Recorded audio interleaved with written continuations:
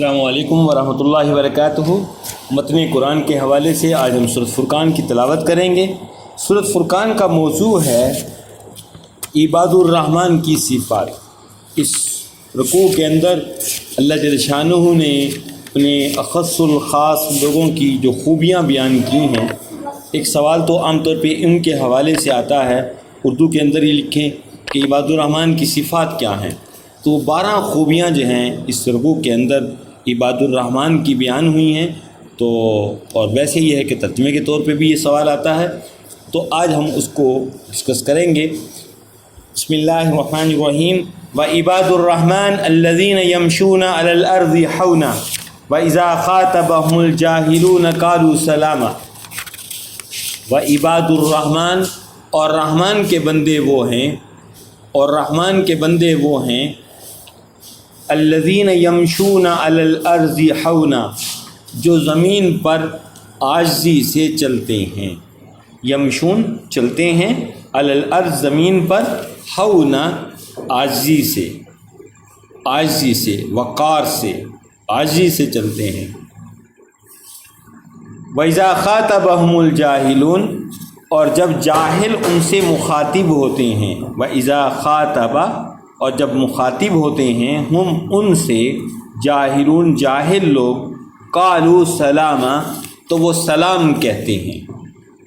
تو ایک خوبی اس آیت کے اندر، 2 خوبیوں کا ذکر ہوا کہ رحمان کے اخص الخاص، ویسے تو سارے ہی انسان اللہ کے بندے ہیں، لیکن اللہ نے جن کو اپنا خاص بندہ کہا ان کی صفات کو اللہ جل شانہ ذکر کر رہے ہیں کہ پہلی خوبی ان لوگوں کی یہ ہے الذین یمشون علی الارض حونا، جو زمین پر عاجزی کے ساتھ چلتے ہیں، پرسکون اور وقار سے چلتے ہیں، اکڑ کر نہیں چلتے، اکڑ کر نہیں چلتے، ایسے نہیں چلتے جیسے جو ہے وہ کوئی جانوروں کی چال ہوتی ہے، بلکہ انسانوں کی طرح بندہ بن کے چلتے ہیں، جن کا چلنا اکڑ کے ساتھ نہیں ہوتا بلکہ آہستہ آہستہ۔ اور خود حضور صلی اللہ علیہ وسلم کی آیت شریفہ میں یہ نقل کیا گیا کہ جب آپ صلی اللہ علیہ وسلم تشریف لے جاتے، پیدل چلتے تھے، تو ایسے محسوس ہوتا تھا جیسے نیچان کی طرف اتر رہے ہیں، جیسے نیچان کی طرف اتر رہے ہیں۔ تو اللہ کے خوف کے اندر ان لوگوں کا چلنا ہوتا ہے۔ خود قرآن کریم کے اندر اللہ جل شانہ ایک اور موقع پہ فرماتے ہیں وَلَا تَمْشِ فِي الْأَرْضِ مَرَحًا، زمین پر اکڑ کر نہ چل، إِنَّكَ لَن تَخْرِقَ الْأَرْضَ وَلَن تَبْلُغَ الْجِبَالَ طُولًا، نہ تو میری زمین کو پھاڑ سکتا ہے، نہ تو پہاڑوں کی بلندیوں کو چھو سکتا ہے۔ تو اللہ جل شانہ نے زمین پر عاجزی سے چلنا، یہ ایمان والوں کی سب سے بڑی خوبی بیان کی۔ سب سے پہلی خوبی اہل ایمان کی یہ ہے کہ ان کے چلنے سے لگتا ہے کہ وہ بندے ہیں رحمان کے، وہ زمین پر اللہ کے بندے ہیں اور عاجزی سے چلتے ہیں، خشوع و خضوع سے چلتے ہیں۔ اکڑ کر چلنا یہ ناپسندیدہ لوگوں کا فعل ہے۔ اور دوسری بڑی خوبی کیا بیان کی گئی؟ وَإِذَا خَاطَبَهُمُ الْجَاهِلُونَ قَالُوا سَلَامًا، اور جب جاہل لوگ ان سے مخاطب ہوتے ہیں تو وہ انہیں سلام کہہ کر ان سے جان چھڑاتے ہیں۔ سلام ہمارے ہاں عربی زبان میں 2 قسم کا استعمال ہوا۔ ایک ہے سلام تحیت، کہ جب کوئی تمہیں ملے تم ان کے لیے سلامتی کی دعا کرو، یہ ہے سلام تحیت، سلام تحیت۔ وَإِذَا حُيِّيتُم بِتَحِيَّةٍ فَحَيُّوا بِأَحْسَنَ مِنْهَا أَوْ رُدُّوهَا، جب تمہیں سلام کیا جائے تو تم اس سے بہتر جواب دو، کم از کم اتنا ہی لوٹا دو۔ جب تمہیں کوئی کہتا ہے السلام علیکم تو تم جواب میں کہو وعلیکم السلام ورحمۃ اللہ۔ اگر وہ کہے السلام علیکم ورحمۃ اللہ تو وعلیکم السلام ورحمۃ اللہ وبرکاتہ، اور جب وہ کہے السلام علیکم ورحمۃ اللہ وبرکاتہ تو تم کہو وعلیکم السلام ورحمۃ اللہ وبرکاتہ ومغفرتہ۔ یہ ہے سلام تحیت، اور یہیں تک ہے سلام تحیت۔ لیکن ایک ہے سلام متارکت، جان چھڑانے کے لیے سلام کرنا، اس لیے کہ جاہل لوگوں سے جب بھی بحث مباحثہ کیا جاتا ہے وہ صاحب علم تو ہوتے نہیں اور جہالت کی باتیں اور غلط کام کرنے والے ہوتے ہیں، تو آدمی ان کے ساتھ بحث کرتا ہے تو عام طور پر بحث کرتے ہوئے بہت سی باتیں ان کی طرف سے بھی ہو جاتی ہیں اور اس کی طرف سے بھی ایسی باتیں بولی جا سکتی ہیں، کیونکہ جب بھی لڑائی ہوگی، جب بھی بحث و مباحثہ ہوگا، انانیت آ جائے گی کہ میں بڑا، میں وہ، تو یہ انانیت آ جاتی ہے۔ تو عباد الرحمن کیا کرتے ہیں کہ جب جاہل لوگ ان سے الجھنے کی کوشش کرتے ہیں تو یہ اچھا سی اچھا یہ کہہ کر ان سے جان چھڑا لیتے ہیں۔ یہاں پر سلامی متارکت مراد ہے کہ جب بھی جاہل لوگ اہل ایمان سے الجھتے ہیں تو عباد الرحمن کیا کرتے ہیں، سلام کہہ کر اس مجلس سے الگ ہو جاتے ہیں، سلام کہہ کر، سلام اچھی بات کر کے ان سے جدا ہو جاتے ہیں۔ اور تیسری بڑی خوبی عباد الرحمن کی، والذین یبیتون لربہم سجدا وقیاما، والذین اور وہ لوگ یبیتون جو رات گزارتے ہیں، لربہم اپنے رب کے سامنے، سجدا وقیاما سجدہ کرتے ہوئے اور قیام کرتے ہوئے۔ یہ عباد الرحمن کی بہت بڑی پہچان ہے کہ عباد الرحمن ان کی راتیں اللہ کے حضور سجدہ کرتے ہوئے اور قیام کرتے ہوئے عبادت میں صرف ہوتی ہیں۔ یہ عباد الرحمن کی خوبی بیان کی۔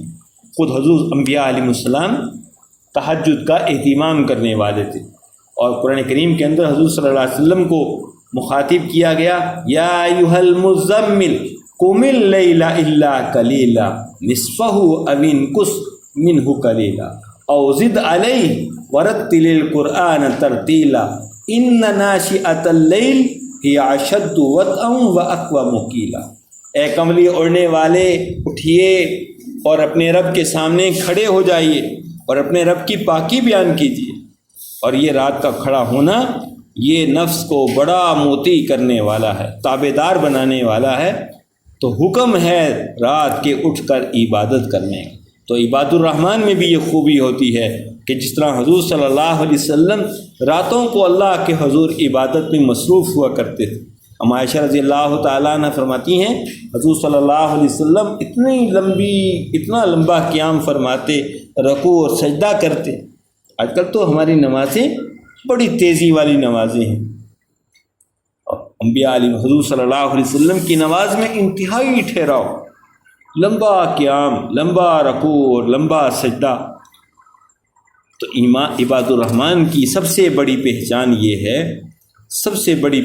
یہ ہے کہ وہ راتوں کو اٹھ کر اللہ کے حضور عبادت میں مصروف ہوتے ہیں۔ والذین یقولون، اور عباد الرحمن دعائیں کرتے ہیں، ربنا اے ہمارے رب، اصرف عنا عذاب جہنم، ہم سے دور کر دے جہنم کے عذاب کو، ان عذابہا کان غراما، بے شک اس کا عذاب تو تباہی ہے، انہا ساءت مستقر، بے شک یہ برا ٹھکانہ ہے، و مقامہ، اور بری رہنے کی جگہ ہے۔ عباد الرحمن کی دعائیں کیا ہوتی ہیں؟ ساری عبادتوں کے باوجود، ساری نیکیوں کے باوجود اللہ کے عذاب سے، دوزخ کے عذاب سے کانپتے ہیں ان کے دل، دعائیں کرتے ہیں، اے رب ہم سے دوزخ کے عذاب کو دور کر دو، اس لیے کہ اس کا عذاب کیسا ہے؟ تباہی ہے۔ حضور صلی اللہ علیہ وسلم نے احادیث کے اندر جہنم کی کیفیتوں کو بیان کیا۔ ان کے اندر ایک بات فرمائی کہ اگر سارے کے سارے دنیا کے پہاڑوں کو ایک جگہ جمع کیا جائے اور جہنم کی لہو اور پیپ کا ایک لوٹا ان سارے پہاڑوں پہ ڈال دیا جائے، سارے کے سارے پہاڑ کالے پانی میں تبدیل ہو جائے۔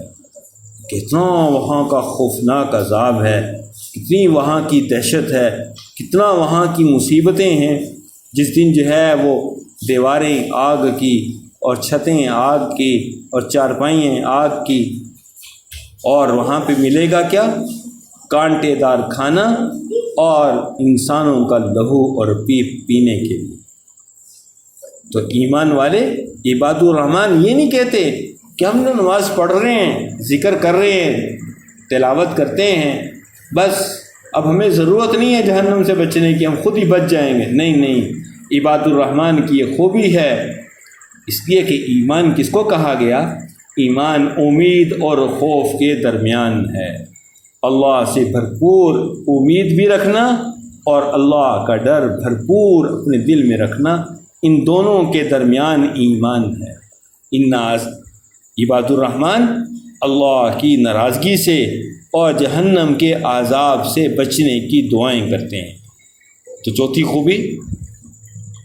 خوبی بیان یہ ہوئی کہ دوزخ کی عذاب سے بچنے کی دعائیں کرنا، یہ نہیں کہ ایک دفعہ کا مسئلہ نہیں ہے، زندگی بھر کا مسئلہ ہے، موت تک کی فیصلہ ہو جائے کہ اللہ ہم سے راضی ہو گیا اور ہمیں دوزخ کی آگ سے بچا دیا۔ تو عباد الرحمن کی خوبی ہے والذین یقولون ربنا اصرف عنا عذاب جہنم، اے ہمارے رب ہم سے دوزخ کے عذاب کو دور کر دے، ان عذابہا کان غراما، بے شک اس کا عذاب تباہی ہے، انہا ساءت مستقر، یہ بدترین ٹھکانہ ہے اور بدترین رہنے کی جگہ۔ پانچویں خوبی عباد الرحمن کی والذین اذا انفقوا لم یسرفوا ولم یقتروا وکان بین ذلک قواما۔ عباد الرحمن کی پانچویں خوبی یہ بیان کی گئی کہ وہ لوگ جب خرچ کرتے ہیں نہ اسراف کرتے ہیں نہ بخل سے کام لیتے ہیں، وکان بین ذلک قواما، اور اس کے درمیان ان کا خرچ ہوتا ہے، نہ اسراف نہ بخل۔ اسراف کس کو کہتے ہیں؟ اسراف کہتے ہیں حد سے زیادہ پیسہ خرچ کرنا، ضرورت جتنی ہے اس پر ضرورت سے زائد پیسہ خرچ کرنا، یہ اسراف ہے۔ عام طور پر ہم فضول خرچی کو اسراف سمجھتے ہیں۔ فضول خرچی تو ایک الگ چیز ہے۔ فضول خرچی نام سے ظاہر ہے کہ پیسے کا ضائع کرنا، فضول خرچ کرنا، جہاں پر جس چیز کی ضرورت نہیں ہے اس پر پیسہ خرچ کرنا، یہ فضول خرچی ہے۔ عام طور پہ ہمارے ہاں دکانداروں کے پاس گاہک آتے ہیں، اچھا بھائی اتنی دیر ہو گئی، اس سے یہ پتہ کیا کوئی چیز تو چلو لیتے چلیں، بھائی جس چیز کی ضرورت نہیں ہے اس پہ پیسہ خرچ کرنے کی بھی ضرورت نہیں۔ اب وہ کیا کہے گا دکاندار، اتنی دیر میری اتنا وقت میرا ضائع کر دیا اور کچھ بھی نہیں لے کے گئے۔ یہ نہیں سوچنی چاہیے، بلکہ جس چیز کی ضرورت ہے اس پہ پیسہ خرچ کیا جائے، اور جتنے سے کام چل سکتا ہے، جتنے سے گزر ہو سکتا ہے اتنا پیسہ خرچ کرنا۔ والذین اذا انفقوا لم یسرفوا، اللہ نے اسراف کو اور تبذیر کو الگ الگ بیان فرمایا ہے۔ فضول خرچی کرنے کے بارے میں اللہ جل شان فرماتے ہیں وَلَا تُبَذِّرُوا إِنَّ الْمُبَذِّرِينَ كَانُوا إِخْوَانَ الشَّيَاطِينَ، فضول خرچی نہ کرو، فضول خرچی کرنے والے شیطان کے بھائی ہیں۔ لیکن اسراف کے بارے میں کیا فرمایا؟ وَلَا تُسْرِفُوا إِنَّهُ لَا يُحِبُّ الْمُسْرِفِينَ، اسراف نہ کرو، اس لیے کہ اللہ اسراف کرنے والوں کو پسند نہیں فرماتے۔ تو اس میں کیا فرمایا کہ ایمان والے جب خرچ کرتے ہیں، عباد الرحمن جب کوئی چیز خریدنے جاتے ہیں، لم یسرف، تو جتنے سے گزر ہو سکتا ہے اتنا ہی پیسہ خرچ کرنا، اس پیسے کو زائد خرچ نہ کرنا۔ ولم یقتروا، اور نہ بخل سے کام لینا، ولم یقتروا، اور بخل سے کام بھی نہیں لیتے۔ وکان بین ذلک قواما، اور اس کے درمیان ان کا خرچ ہوتا۔ تو اعتدال کو پسند کیا گیا، درمیانی راہ کو۔ ایک تو یہ ہے کہ انسان کو ظاہر ہے بہت ساری ضرورتوں سے واسطہ پڑتا ہے، تو پیسے کا ضائع کرنا یہ اللہ کے ہاں محبوب عمل نہیں ہے۔ رب کی یہ نعمت ہے کہ کسی کو اللہ پیسہ دے، لیکن اس پیسے کا صحیح استعمال کرنا یہ بھی ضروری ہے۔ قرآن پاک احادیث کے اندر جو اللہ جل شانہ نے محاسبے کے اعتبار سے جو باتیں پوچھیں گے قیامت کے دن اپنے حضور کھڑا کر کے،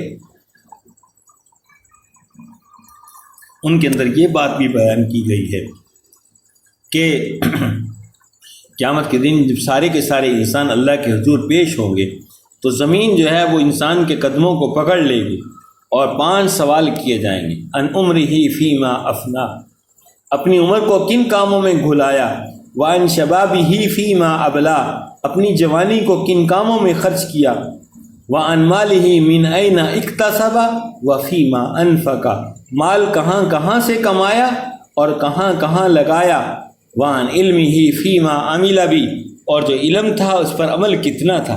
تو یہ 5 چیزیں قیامت کے دن اللہ کے حضور کھڑے ہو کے اس کے بارے میں جواب دہ ہونا ہے۔ تو ان میں یہ بات بھی ہے کہ خرچ کرنا کیسا تھا۔ تو ایمان والوں کا خرچ کرنا کیا ہے کہ نہ تو اسراف ہو اور نہ بخل ہو، وَكَانَ بَيْنَ ذَلِكَ قَوَامًا، اس کے درمیان ان کا خرچ ہوتا ہے۔ چھٹی خوبی یہ بیان کی گئی، وَالَّذِينَ لَا يَدْعُونَ مَعَ اللَّهِ إِلَٰهًا آخَرَ، وہ لوگ اللہ کے ساتھ دوسرے معبود کو نہیں پکارتے، وَلَا يَقْتُلُونَ النَّفْسَ، اور کسی ایسی جان کو قتل نہیں کرتے، الَّتِي حَرَّمَ اللَّهُ، جسے اللہ نے حرام قرار دیا ہے، إِلَّا بِالْحَقِّ، مگر حق کے ساتھ، وَلَا يَزْنُونَ، اور وہ زنا نہیں کرتے، وَمَن يَفْعَلْ ذَلِكَ، اور جو کوئی ایسا کرے گا، يَلْقَى عَثَامًا، وہ گناہ پائے گا۔ تو 3 عملوں کے بارے میں اس آیت کے اندر حکم دیا گیا۔ ایک تو فرمایا کہ شرک نہ کرو، لا يدعون مع اللہ الہا آخر، جب معبود اللہ کو سمجھتے ہو پھر امیدیں اور خوف بھی اسی کا دل میں رکھو، ساری امیدیں اسی کی ذات کے ساتھ ہوں۔ ایاک نعبد و ایاک نستعین، جب عبادت اسی کی ہے تو مدد بھی اسی سے مانگو، جب عبادت اسی کی کرتے ہو تو مدد بھی اسی کی مانگو، امیدیں بھی اسی سے رکھو، ڈر بھی اسی کا دل میں بساؤ، کسی اور سے ڈرنے کی، کسی اور سے امیدیں رکھنے کی بالکل ضرورت نہیں ہے۔ اللہ ہی کافی ہیں، اللہ کافی ہیں۔ اللہ کے ساتھ دوسرے معبود کو پکارنا، اللہ کے ساتھ کسی اور کو شریک کرنا، یہ وہ گناہ ہے جس کی اللہ کے ہاں معافی نہیں ہے۔ ان الشرک لظلم عظیم، شرک تو بہت بڑا گناہ ہے۔ تو عباد الرحمن شرک جیسے گناہ سے بچتے ہیں، اور ذرا بھی کسی چیز کے بارے میں شائبہ دل میں نہ آئے کہ اس سے یہ ہو گیا، اس سے وہ ہو گیا۔ جو ہوا اللہ کی طرف سے ہوا، جو ہوا اس کو اللہ کی طرف سے سمجھا جائے۔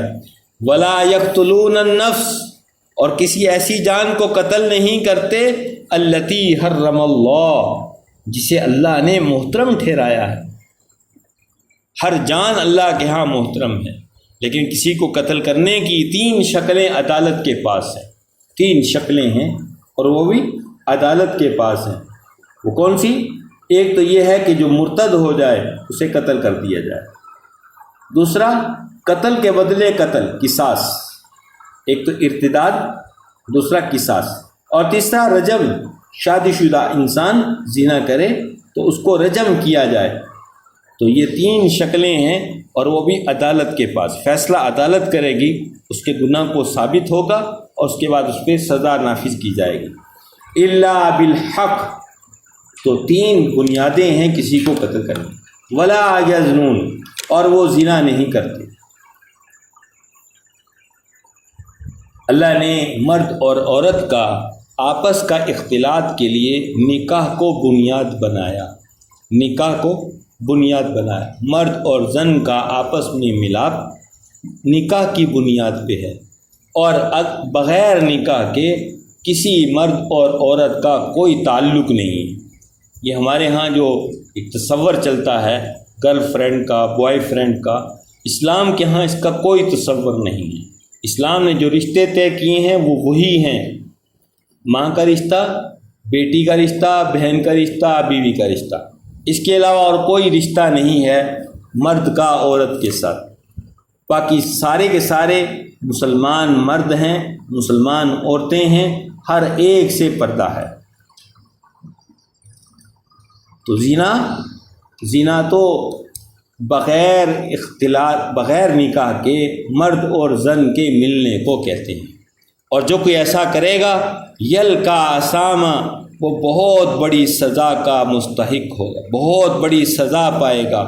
یضاعف لہ العذاب یوم القیامہ، اس کے لیے قیامت کے دن عذاب کئی گنا کیا جائے گا۔ وَيَخْلُدُ فِيهِ مُهَانًا، اور وہ اس میں ہمیشہ ذلیل ہو کر رہے گا۔ یعنی اس عمل کے بارے میں کیا فرمایا؟ اس کے لیے قیامت کے دن عذاب کئی گنا بڑھا دیا جائے گا، اس لیے کہ اس نے اللہ کی فطرت کے خلاف چلا ہے۔ فطرت کیا ہے؟ فطرت ہے مرد اور زن کا نکاح کی بنیاد پہ میلہ، اور یہ فطرت کے خلاف چلا۔ یضاعف لہ العذاب یوم القیامہ، اس کے لیے قیامت کے دن عذاب کئی گنا زیادہ کیا جائے گا۔ وَيَخْلُدُ، اور وہ ہمیشہ ہمیشہ رہے گا، فیہ، اس میں، مہانا، ذلیل ہو کر۔ الا من تاب، مگر جس نے توبہ کر لی، مگر جس نے توبہ کر لی، وآمن، اور ایمان لایا، وعمل عملا صالحا، اور نیک کام کیے، فاولئک یبدل اللہ، یہی لوگ ہیں اللہ تبدیل کر دے گا، سیئاتہم، ان کے گناہوں کو، حسنات، نیکیوں میں، وکان اللہ غفورا رحیما، اور اللہ معاف کرنے والا، رحم کرنے والا ہے۔ ومن تاب، اور جس نے توبہ کی، وعمل صالحا، اور نیک اعمال کیے، فإنہ یتوب الی اللہ متابا، یہی اللہ کی طرف سچی توبہ کرنے والا ہے، یہی اللہ کی طرف سچی توبہ کرنے والا ہے۔ توبہ کس کو کہتے ہیں؟ ہمارے ہاں عام طور پر توبہ کا مفہوم غلط ہو گیا۔ توبہ اس کو کہتے ہیں کہ جو عمل ہوا اس پر ندامت ہو، آئندہ نہ کرنے کا عزم ہو، آئندہ نہ کرنے کا عزم ہو، توبہ اس کو کہتے ہیں۔ جو عمل ہوا اس پر ندامت ہو، شرمندگی ہو، اور آئندہ نہ کرنے کا عزم ہو۔ اور تیسرا، اگر اس کا تعلق فرائض سے ہے، اللہ کے احکامات سے ہے، تو اس کی قضا دے، اور اگر اس کا تعلق، اس گناہ کا تعلق لوگوں کے معاملات سے ہے تو اس کی ادائیگی کرے، لوگوں کے معاملات سے ہے تو اس کی ادائیگی کرے۔ یہ توبہ نہیں ہے کہ میں نے اتنا عرصہ نمازیں نہیں پڑھی، روزے نہیں رکھے، صدقہ نہیں، زکوٰۃ نہیں دی، اور میں نے توبہ کر لی، اب وہ سب معاف ہو گئے۔ نہیں، ان کا گناہ معاف ہوا، عمل معاف نہیں ہوا۔ عمل تو ادا کرنا ہوگا اس کی قضا دے کر۔ ایسے ہی میں نے کسی کے 2 لاکھ لیے اور پھر میں نے توبہ کر لی، اب وہ 2 لاکھ پھر بھی دینے ہیں۔ یہ نہیں ہے کہ میں نے توبہ کر لی، اب میں نے 2 لاکھ دینا، میرا معاف ہو گیا۔ نہیں، توبہ کی یہ 4 بنیادی شرطیں ہیں کہ جو گناہ ہوا اس پر ندامت ہو، اس پہ افسوس ہو، اور پھر آئندہ نہ کرنے کا عزم ہو کہ آئندہ یہ گناہ نہیں کروں گا، اور اس کے بعد معاملات سے اگر تعلق ہے تو اس کی ادائیگی ہو، فرائض سے تعلق ہے تو اس کی قضا ہو۔ الا من تاب، مگر جس نے توبہ کر لی، وآمن، اور ایمان لے آیا، وعمل عملا صالحا، زندگی کا بدلنا یہ انتہائی ضروری ہے۔ توبہ یہ نہیں ہے کہ پچھلی معاف، نئے سرے سے شروع۔ تو توبہ کا یہ مطلب نہیں ہے۔ توبہ کا مطلب یہ ہے کہ اب زندگی کو بدل لیا جائے، اب خیر والا، نیکی والا عمل کیا جائے۔ تو اللہ کے ہاں توبہ کا ریوارڈ کیا ہے؟ زبردست ریوارڈ۔ فَأُولَئِكَ يُبَدِّلُ اللَّهُ سَيِّئَاتِهِمْ حَسَنَاتٍ، ایک آدمی کے پاس 10 لاکھ گناہ ہیں، توبہ کر لی، یہ 10 لاکھ گناہوں کو اللہ 10 لاکھ نیکیاں بنا دے گا۔ توبہ کا ریوارڈ اللہ کے ہاں یہ ہے۔ یبدل اللہ سیئاتہم حسنات، اللہ ان کے گناہوں کو نیکیوں میں تبدیل کر دے گا۔ اس لیے توبہ دل کی ندامت کا نام، توبہ حقیقت میں اللہ کی طرف رجوع کرنے کا نام ہے۔ وکان اللہ غفور الرحیم، اللہ تو بڑا معاف کرنے والا، بہت ہی مہربان ہے۔ ومن تاب وعمل صالحا، اور جس نے توبہ کی اور نیک کام کیے، تو اللہ فرما رہے ہیں فَإِنَّهُ يَتُوبُ إِلَى اللَّهِ مَتَابًا، حقیقت میں توبہ کرنے والا یہ شخص ہے۔ توبہ یہی اللہ کی طرف صحیح رجوع کرنے والا ہے جو اپنی زندگی کو بدل لے، جو اپنی زندگی کو چینج کر لے کہ پہلے جس انداز سے زندگی گزر رہی تھی اب اس انداز سے زندگی نہیں گزرے گی، پہلے معصیت تھی اب طاعت ہوگی، پہلے بدعت تھی اب سنت ہوگی، پہلے رواج تھا اب حضور کا طریقہ ہوگا۔ ہر معاملے میں اپنی زندگی کو چینج کرنا، اپنی زندگی کو صحیح رخ پہ لے کے آنا یہ ضروری ہے۔ تو اس لیے ایمان والوں کی یہ خوبیاں یہاں ذکر ہوئیں۔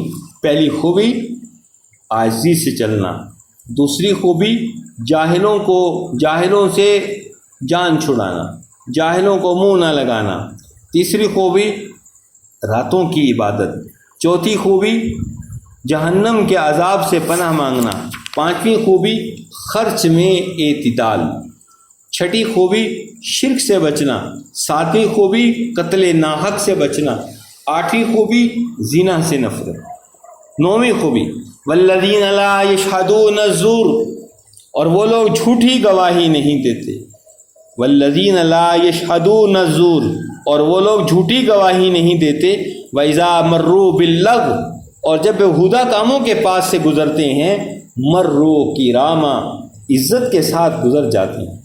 جب وہ بےہودہ کام کے پاس سے گزرتے ہیں تو عزت کے ساتھ گزر جاتے ہیں۔ عباد الرحمن کبھی جھوٹ نہیں بولتے، جھوٹی بات نہیں کرتے، جھوٹ کی گواہی نہیں دیتے۔ ہمارے ہاں کلاسوں کے اندر بھی جھوٹ چلتا ہے جی، ایک بچہ نہیں آیا دوسرے کو کہہ دیتا ہے میری حاضری بول دینا، جھوٹ، یہ جھوٹی گواہی ہے نا، یس سر، کہ میں موجود ہوں حالانکہ وہ موجود نہیں ہے۔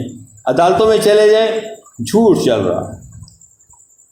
ایمان عباد الرحمن جھوٹ سے دور بچتے، جھوٹی گواہی نہیں دیتے۔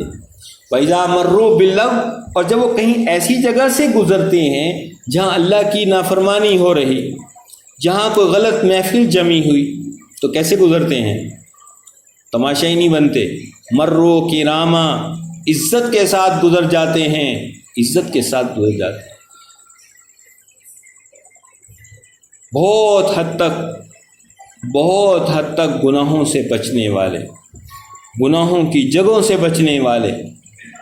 والذین اذا ذکروا بآیات ربہم، اور جب ان کے سامنے ان کے رب کی آیات کی تلاوت کی جاتی ہے، لم یخروا علیہا، وہ نہیں گرتے ان پر، صمم و عمیانا، بہرے اور اندھے ہو کر۔ جب ان پر اپنے رب کی آیات کی تلاوت کی جاتی ہے تو وہ ان پر بہرے اور اندھے ہو کر نہیں گرتے، بلکہ باغور سنتے ہیں، سمجھتے ہیں، سوچتے ہیں، عمل کرتے ہیں۔ ایسا نہیں کہ اللہ کی آیتیں ان پر تلاوت ہو رہی ہوں اور وہ توجہ ہی نہ دیں، وہ سنی انسنی کر دیں، انہیں پتہ ہی نہ چلے کیا بات ہو رہی ہے۔ تو پوری توجہ سے اللہ نے قرآن کے اندر ایسے لوگوں کی تعریف کی ہے، فبشر عباد الذین یستمعون القول ویتبعون ما احسن، کہ ایسے بندوں کو اللہ کے نبی خوشخبری سنا دیجئے جو میری بات کو دھیان دے کر سنتے ہیں اور پھر اس پر عمل کرتے ہیں۔ تو عباد الرحمن سنی انسنی کے انداز میں نہیں چلتے کہ یہ سن لی نہیں سنی کوئی بات نہیں، بلکہ غور کرتے ہیں میرے اللہ کا کیا امر ہے اور میرے نبی کا کیا فرمان ہے۔ والذین اذا ذکروا بآیات ربہم، جب انہیں ان کے رب کی آیتیں تلاوت کی جاتی ہیں تو وہ اس پہ اندھے اور بہرے ہو کر نہیں گزرتے بلکہ پوری توجہ کرتے ہیں۔ اور ایک اور دعا پورے خاندان کے لیے، والذین یقولون، اور وہ لوگ دعائیں کرتے ہیں، ربنا ھب لنا من ازواجنا وذریاتنا، اے ہمارے رب، ھب لنا، ہمیں عطا فرما، من ازواجنا، ہماری بیویوں سے، وذریاتنا، اور اولاد سے، قرۃ اعین، آنکھوں کی ٹھنڈک۔ وہ لوگ دعائیں کرتے ہیں، اے رب ہمیں ہماری بیویوں اور اولاد سے آنکھوں کی ٹھنڈک عطا فرما، وجعلنا للمتقین اماما، اور ہمیں متقین کا پیشوا بنا۔ عباد الرحمن دعائیں کرتے ہیں، اے اللہ ہمیں ہماری اولاد سے اور ازواج سے، بیویوں سے اور اولاد سے آنکھوں کی ٹھنڈک عطا فرما، یعنی ان کی خبریں ہمارے پاس پہنچیں تو ہمارے دلوں کو سکون ملے، ہماری آنکھوں کو ٹھنڈک ملے، ہمارے دل کو چین ملے، ہمیں ان کے تذکرے سن کر خوشی ہو۔ وَجَعَلْنَا لِلْمُتَّقِينَ إِمَامًا، اور ہمیں متقین کا، نیک لوگوں کا پیشوا بنا۔ یہ 12 خوبیاں، 8 خوبیاں پہلے بیان ہوئیں، 9ویں خوبی جھوٹ سے بچنا، 10ویں خوبی بیہودہ کاموں سے عزت سے گزر جانا، 11ویں خوبی اللہ کی آیات کو توجہ سے سننا، بہرے اور اندھے بن کر نہ گزرنا، اور 12ویں خوبی کہ اے اللہ ان کی اپنے خاندان کے لیے دعائیں، اے اللہ ہماری اولاد سے اور ازواج سے ہمیں آنکھوں کی ٹھنڈک عطا فرما اور ہمیں متقین کا امام بنا۔ ایک تو ہے خود متقی بننا، متقین کا امام، اے اللہ ہمیں اور نیکوں میں سے بھی نیک بنا، نیکوں میں سے بھی نیک، ایک بروں میں سے نیک بنا نہیں، نیکوں میں سے نیک بنا۔ ان 12 خوبیوں والوں کو انعام کیا ملے گا؟ اولئک یجزون الغرفۃ بما صبروا، کہ یہ وہ لوگ ہیں جن کو ان کے صبر کی بنیاد پر بالا خانے دیے جائیں گے۔ صبر کہتے ہیں گناہوں، ایک صبر ہوتا ہے کہ آدمی پر کوئی تکلیف آئے اس تکلیف کو برداشت کرے، اور ایک صبر ہے کہ نیکی کے کام پر اپنی جان مال کو لگائے رکھنا، ڈٹے رہنا، اس نیکی کے عمل کو کیے رکھنا۔ یہاں یہ وہ صبر مراد ہے کہ ہمیشہ نیکی کے کام پہ ڈٹے رہے، تو اس بنیاد پر ان کو جنت کے بالا خانے دیے جائیں گے۔ وَيُلَقَّوْنَ فِيهَا تَحِيَّةً وَسَلَامًا، اور اس میں ہمیشہ انہیں سلام ہی سلام ملے گا۔ خالدین فیہا، وہ اس میں ہمیشہ رہیں گے۔ حسنت مستقرم و مقاما، کیا ہی عمدہ ٹھکانہ ہے، کیا ہی اچھی جگہ ہے۔ جہنم کا جب ذکر ہوا تو وہاں پہ فرمایا ساعت مستقرم و مقاما، جس چیز کو اللہ برا کہیں وہ کتنی بری ہوگی، اور جس کو اللہ اچھا کہیں وہ کتنی اچھی ہوگی۔ حسنت مستقرم و مقاما، جنت کیا ہی اچھا ٹھکانہ ہے، کیا ہی عمدہ رہنے کی جگہ ہے۔ یہ 12 صفات جس ایمان والے میں ہوں گی تو ان کے لیے یہ جنت کے وعدے ہیں۔ کون سی صفات؟ یہ جو ہم نے 12 صفات ذکر کی ہیں، یہ 12 صفات جس ایمان والے میں آ جائیں ان کے لیے وعدہ ہے۔ اولئک یجزون الغرفۃ بما صبروا، ان 12 کی 12 صفات کو اپنے اندر نبھانے پر اللہ کی طرف سے جنت کے بالا خانے ملیں گے، اور وہ اس میں ہمیشہ سلام ہی سلام ملے گا۔ خالدین فیہا، وہ اس میں ہمیشہ رہیں گے۔ حسنت مستقرم و مقاما، کیا ہی عمدہ ٹھکانہ ہے، کیا ہی اچھی رہنے کی جگہ ہے۔ اور آخری آیت میں ایک اللہ نے تنبیہ فرمائی ہے، کل اے نبی عالم صلی اللہ علیہ وسلم فرما دیجئے، ما یعبؤ بکم ربی، میرا رب تمہاری پرواہ نہیں کرے گا، لولا دعاؤکم، اگر تم اس کو نہیں پکارو گے۔ اللہ کو کسی کے پکار کی ضرورت نہیں ہے۔ اگر کوئی ایمان والا، اگر کوئی انسان اللہ کی طرف متوجہ نہیں ہوتا تو اللہ کو بھی اس کی کوئی پرواہ نہیں ہے۔ فقد کذبتم، میرے احکامات تمہارے سامنے آئے، تم نے ان کو جھٹلا دیا۔ عمل نہ کرنا حقیقت میں اللہ کے احکامات کو جھٹلانا ہے، کسی عمل کو نہ کرنا وہ جھٹلانا ہے۔ فقد کذبتم، تم نے میرے حکموں کو جھٹلایا، فسوف یکون لزاما، تو عنقریب اس کی سزا ہوگی، عنقریب اس کی سزا ہوگی، اس کا وبال ہوگا، عنقریب اس کی سزا تمہیں ملے گی۔ تو اس لیے یہ عباد الرحمن کی جو صفات ہیں ان کو اپنے اندر پیدا کرنے کی ضرورت ہے کہ ہم بھی عباد الرحمن میں ہو جائیں اور ہمارے اندر بھی یہ صفات پیدا ہوں۔ تو اس لیے جو ہے یہ زبانی طور پر بھی یہ سوال آتا ہے کہ عباد الرحمن کی صفات کو بیان کریں، عباد الرحمن کی صفات کیا ہیں؟